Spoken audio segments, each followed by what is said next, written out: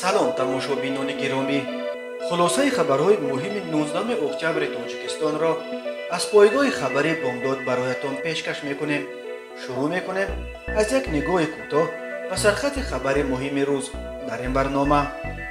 говсуди иззат амон, ҳомии ҳуқуқи муҳоҷирон, ба 9 соли зиндон маҳкум шуд. қотили руфейдаи 8 сола ба ҳабси умрбод маҳкум шуд. истеъфои залмаи халилзод баъди ба қудрат расидани толибон. чин ба тоҷикистон боз 125 миллион доллар кӯмаки бебозгашт медиҳад. аҳволи қабрҳои сангак сафаров, султон чолов ва лангари лангариев дар қабристони кӯлоб. боздошти ду ҷавони тоҷик дар эстония барои қаллобӣ ба маблағи 30,000 евро. ҳушдор, аз 21 то 23 октябр ҳаво дар тоҷикистон якбора сард мешавад. дар фархор дукони арақфурӯширо дӯст задааст. ва акнун тафсилоти хабарҳо. додгоҳи шаҳри душанбе рӯзи 19 октябр иззат амон, ҳомии шинохтаи ҳуқуқи муҳоҷирони тоҷикро бо ҷурми қаллобӣ ба 9 соли зиндон маҳкум кард. дар ин бора ба Азия Плюс адвокати иззат амон Саидбурҳон Шарифов хабар дод.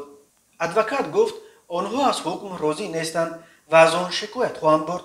ба гуфтаи Шарифов, додгоҳ нисбат ба муваккили ӯ қонуни авфро аслан татбиқ накардааст ва ин дар ҳолест ки тибқи қонуни авф иззат амон ки ҳамаи маблағҳои даъвоиро пардохт карда буд, бояд аз толори додгоҳ ба озодӣ мебаромад. додгоҳ умуман қонуни амалкунандаи кишвар аз ҷумла моддаи 49 кодекси ҷиноятӣ ва моддаи 5 қонуни ҷумҳурии Тоҷикистон дар бораи авфро поймол карда ба зерҳимояи ман ҳукм содир кард. ин ҳукм ғайриқонунӣ аст. вақте ки қонун амал мекунад, додгоҳ бояд адолатро риоя кунад. бояд нисбати зерҳимояи ман қонуни авф татбиқ мегардид, гуфт Саидбурҳон Шарифов. иззат амон рӯзи 25 марти соли ҷорӣ, ҳамагӣ чанд рӯзи баъди лағви шаҳрвандии русияш ба таври мармуз аз Москва ғайб зад ва 2 рӯз баъд дар Душанбе пайдо шуд. вазорати корҳои дохилияи Тоҷикистон эълон кард ки иззат амон дар ин вазорат дар боздошт қарор дорад ва ба зиддаш дар Убук бо иттиҳоми қаллобӣ парвандаи ҷиноятӣ кушоданд. иззат амон 20 апрели соли 1973 дар деҳаи зафари ҷамоати чоряккорони ноияи рӯдакӣ ба дунё омада, аз ибтидои солҳои 2000 дар Москва ба сад мебурд ва ба ҳимояти ҳуқуқи муҳоҷирони тоҷик машғул буд.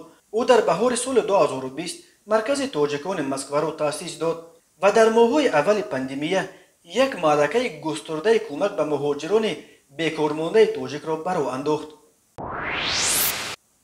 додгоҳи олии Тоҷикистон рӯзи 19 октябр Раҳматулло Гадоев, сокини 31-солаи шаҳраки Навободи ноияи рӯдакиро бо ҷурми таҷовуз ба номус ва қатли ваҳшиёнаи духтари 8-солаи ҳамсояашон Руфейда Иноятова ба ҳабси умрбод маҳкум кард. мурофиаи ин парванда дар додгоҳи олӣ рӯзи 12 октябр оғоз ёфта ва ба далели ҳассосияташ пушти дарҳои баста гузашт. додгоҳи олӣ ҳанӯз расман иттилое дар бораи ин парвандаи пурсарусадо нашр накардааст, вале вакили мудофиаи хонаводаи Иноятовҳо ва Валиҷон Иноятов, падари Руфейда, таздиқ карданд ки додгоҳ қотилро ба ҳабси умрбод маҳкум кард. Валиҷон Иноятов гуфт аз ҳукм розӣ аст, чунки онҳо тарафдори он буданд ки ба қотили духтари маъсумашон додгоҳ ҳукми умрбод диҳад. ин кӯдаки маъсум нимаи дуюми рӯзи 4 июл гум шуд ва рӯзе баъд ҷасади пора пораашро дар даруни ҳоҷатхона пайдо карданд. ташхис муайян кард ки қотил пеш аз куштан ба номуси Руфейда таҷовуз кардааст. бо гумони даст доштан дар ин ҷиноят мақомот 2 рӯз баъд ҳамсояи онҳо Раҳматулло Гадоевро, ки баъди ин ҳодиса ба вилояти Суғд фирор карда буд, дастгир карданд. ӯро дар шимоли Тоҷикистон дар манзили волидони ҳамсараш дастгир карданд.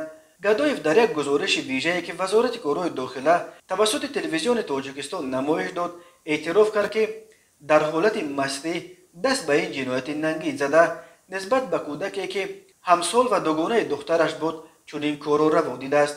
дар қатли ваҳшиёнаи Руфейда бисёриҳо талаб доштанд ки ҳукми қатлро барои чунин ҷиноятҳо барқарор кунанд ва ба қотили ин кӯдаки маъсум ҳукми қатл дода, ин ҳукмро дар байни мардум иҷро кунанд, то барои боқии педофилҳо дарси ибрат шавад. шӯрои маҷлиси намояндагони Тоҷикистон рӯзи 18 октябр дар ҷаласааш созишномаи Тоҷикистону Чин дар бораи ирояи 800 миллион юан یا حدود 125 میلیون دلار کمک به بازگشت پکین به دوشنبه را مورد بررسی قرار داده است. خدمات مطبوعات پالاتای پایانی پارلمان تاجیکستان خبر داد که این مبلغ برای تهیه اسناد اساسکنی فنی و اقتصادی لایحه ساختمان میدانهای قسما کلیدی مرحله دوم روی اتومبیلگرد دوشنبه قلمه قطعه قلعه خم ونج و طبق لایحه‌های دیگری به سازش رسیده پیش بینی شده است. در جلسه شروع مجلس نمایندگان گفته شد که متن سازشنامه با چین از تشخیص مختلف از جمله از تشخیص ضد کروپسیونی گذشته است و آن خلاف قانونگذاری کشور از جمله قانون‌های مبارزه با کروپسیون نیست. خطای در سالهای آخر برای تاجیکستان به سرمایه‌گذار و کمکرسان رقم یک تبدیل یافته به دوشنبه به مبلغ‌های صدها میلیون دلار یاری‌های بی بازگشت رسانیده است. تابستان امسال چین از جمله به تاجیکستان بیش از 2 میلیون ویای واکسینه‌های ضد کرونا ویروس را به پول داد. همین طور تقریباً نصف 3 میلیارد دلار قرض خارجی تاجیکستان قرض‌های داده چین است که اساساً برای بنیاد راه‌ها صرف شدند. مقامات تاجیکستان قرض و کمک‌های چین را برای تامین رشد اقتصاد کشور مهم می‌شمارد و از آن جهت هم توصیف می‌کند که به فرق از کشورهای غربی و نهادهای مالی چون بانک جهانی یا صندوق پول، پکین در عوض قرض‌هایش شرط‌های سختی نمی‌گذارد. ولی برخی کارشناسان بر اینند که قرض‌های چین طبیعت استعماری دارند و در آینده در صورت این قرض‌ها را دادن نتوانستنش تاجیکستان مجبور می‌شود شرط‌هایی که چین در عوض قرض‌هایش خواهد گذاشت بدون چون و چرا قبول کند. تماشابینان عزیز، یادآور می‌شویم خلاصه مهمترین اخبار تاجیکستان را از پایگاه خبری بامداد تماشا دارید. برنامه را ادامه می‌دهیم. زلمه خلیلزاد، نماینده خاص امریکا در امور صلح با طالبان، بعد به قدرت رسیدن این گروه تندرو و خروج نیروهای امریکا از افغانستان از مقامش استعفا داد. در عریضه استعفایش به نام وزیر خارجه امریکا انتونی بلینکن، خلیلزاده اقرار کرد که سازشنامه سیاسی بین حکومت افغانستان و طالبان طبق نقشه پیش نرفت.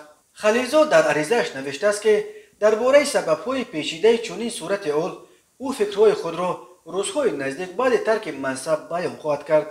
ولی افزوده است وی پرزیدنت دونالد ترامپ در وقتش او را بعد آن به مقام نماینده خاص امریکا در امور روند صلح افغانستان آورد که باید به طور قابل ملاحظه کاهش دادن و قطع کردن بار خراجات حربی و اقتصادی امریکا در افغانستان و روانه کردن این مبلغ‌ها به مسائل حیاتاً مهم چون احتیاجات خود امریکا و حل مشکلات مربوط به خطه تصمیم گرفته شد. انتونی بلینکن با اظهار سپاس به خلیلزاده برای 10 ساله‌های خدمت به امریکا خبر داد که به جای او معاونش توماس وست فرستاده نو امریکا در امور افغانستان تعیین شد. قبلا خلیلزاده در مصاحبه‌اش با فاینانشل تایمز از پرزیدنت فرار کرده افغانستان اشرف غنی گله کرده بود که به آنها وعده داده بود که حکومتش میتواند چند سال دیگر به ضد طالبان استادگری کند، ولی هنوز سربازان امریکا بیرون نرفته بدون خبردار کردن واشنگتن از کابل فرار کرد. اما منتقدان بر اینند که محض زلمه خلیلزاد که خودش پشتو بود غرب به ویژه امریکا را مایل به آن کرد که در سیاست خود در قبال افغانستان صرف روی پشتوها حساب کنند و در نتیجه غرب دو دست در بینی ماند. طالبان که ائتلاف کشورهای غرب به ضدش 20 سال جنگیده قدرت را در افغانستان دوباره غصب کردند، حکومت تحت حمایه غرب با ارتش گویا 300,000 مجهز با سلاح معاصر و تانک و هواپیما را در بین همگی چند روز از جانب یک توده جنگیان موتورسیکل سوار تارمار کرده شدند. زلمه خلیلزاد 71 سال دارد.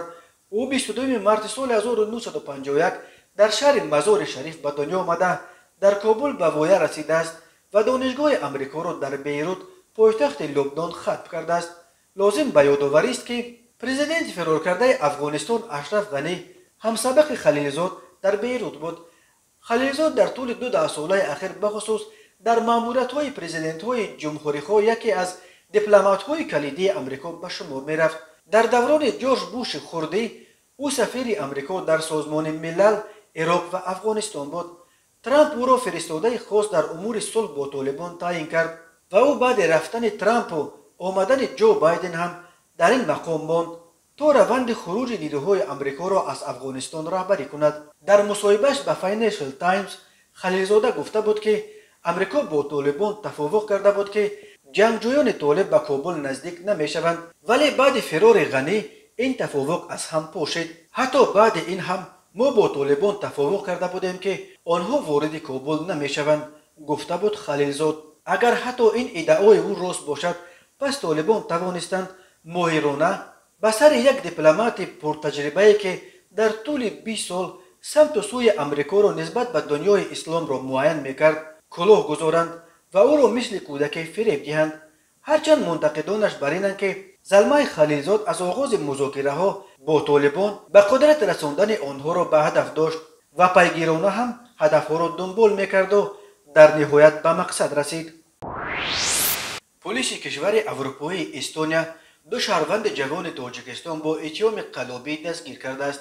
بنا به فرضیه پلیس این دو نفر که در لاتویا حق اقامت داشتند 4000 یورو یک ساکن شهر ترتو را تصرف کرده قصد بارای فریب از خود کردن قریب 26000 یورو پول این مرد سالخورده را هم در سر داشتند، ولی در نتیجه یک عملیات ویژه به دست افتادند.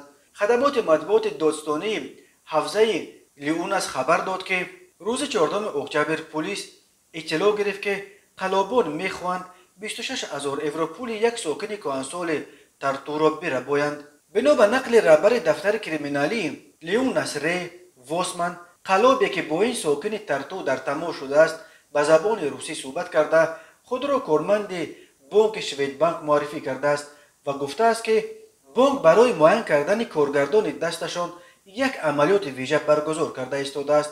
واسمن میگوید از مرد سالخورده به دام افتاده خواستند که به بانک آمده از حساب بانکیش مبلغ زیاد را گرفته به نماینده آنها دهد. او را اطمینان دادند که بعد انجام عملیات پولهایش را برمیگردانند. ما برای معین کردن شخصیت قلابان و جلوگیری از این فریب عملیات پلیس را برراه انداختیم.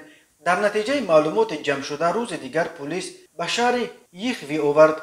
در اینجا دو گمانبر به قلابی را در جای جنایتشان در نزد یک شعبه پلیس دستگیر کردیم. قلابان نتوانستند نقشه ربودن 26000 یورو را تا آخر برسانند، ولی از این پیش آنها الکی توانستند که از حساب این بیچاره 4000 یورو بگیرند. دادستانی لیونس کیولی ساکس میگوید اکنون حکم حبس این دو دستگیر شده امر ناگزیر است.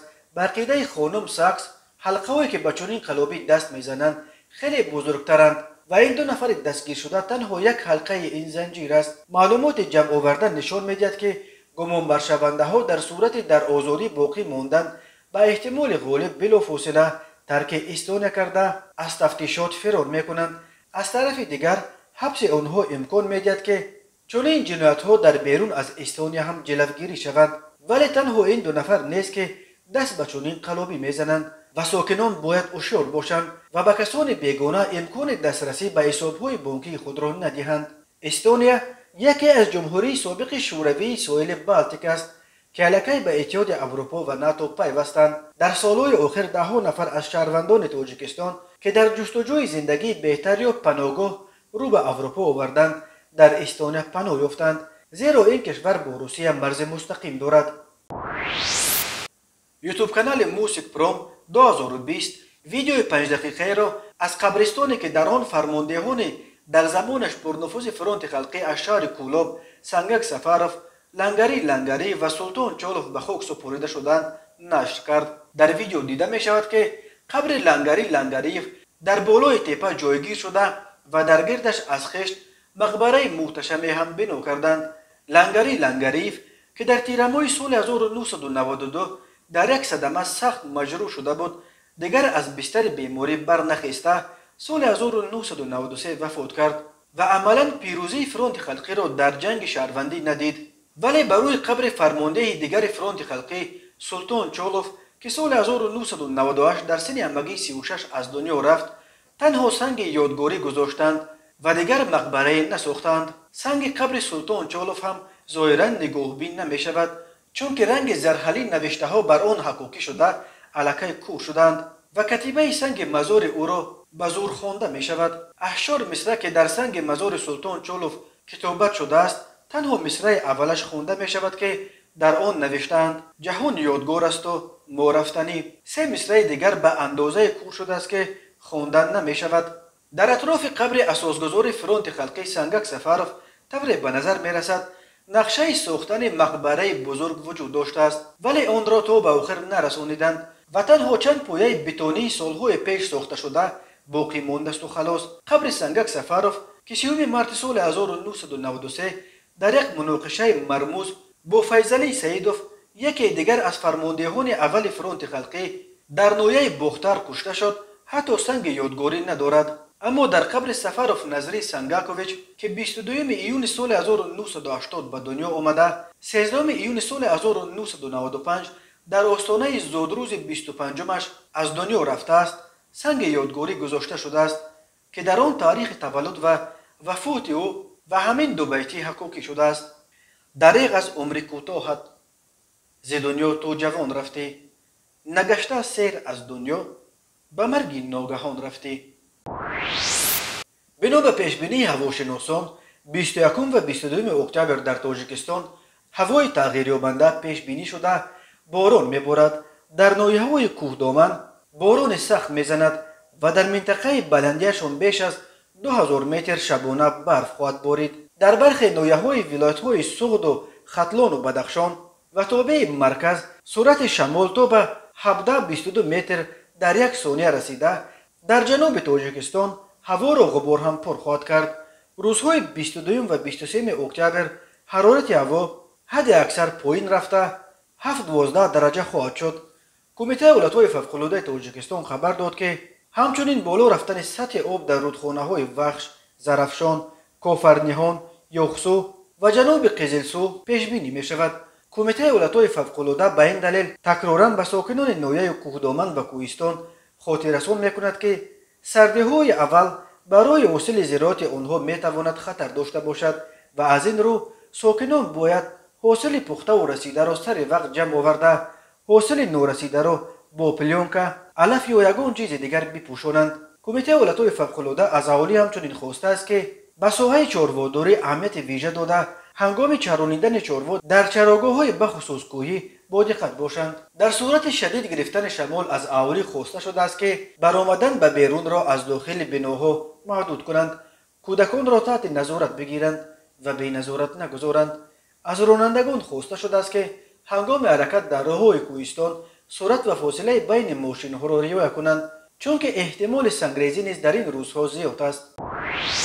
و حالا یک مرور کوتاه به اخبار کریمینالی و حادثه‌های ناخوش روز. روز 18 اکتبر سال 2021 تخمین ساعت 14:30 راننده اتومبیل تمغه مرسدس بنز مکرمزاده غیرت سال تولدش 1991 ساکن شهر استقلال هنگام حرکت در حدود جماعت دیهات خولمت و نویه باباجان غفوروف از عهده اداره واسطه نقلیات نبرآمده پیاده‌گرد نابالغ عبدالحفیظ‌زاده مسلمه سال تولدش 2014 ساکن جماعت دیهات خولمتوف را پخش نموده است. در نتیجه نابالغ عبدالحفیظ‌زاده جراحت وزن جسمانی برداشته در بیمارخانه به هلاکت رسیده است. به شعبه وزارت کارهای داخلی یکی در ناحیه فردوسی با عریضه مرد 38 ساله ساکن ناحیه مذکور مراجعت نموده است که سال 2018 مرد 35 ساله ساکن همین ناحیه با راه فریب به باوریش درآمده از او یک عدد اتومبیل تمغه تویوتا کرولا را به مبلغ 110,000 سومانی گرفته تا حال مبلغش را برنگردانیده است. به شعبه وزارت کارهای داخلی در ناحیه اسماعیل سامونی با عریضه جوانزن 20 ساله ساکن ناحیه مذکور مراجعت نموده است که 22 ایول سال 2021 شخصان نامعلوم با راه پنهانی به خانه استقامتیش درآمده از آنجا جواهرات گوناگون طلایی را دزدیده از جای حادثه غیب زدند. ضرر رسانیده شده 66,000 سومانی را تشکیل می‌دهد.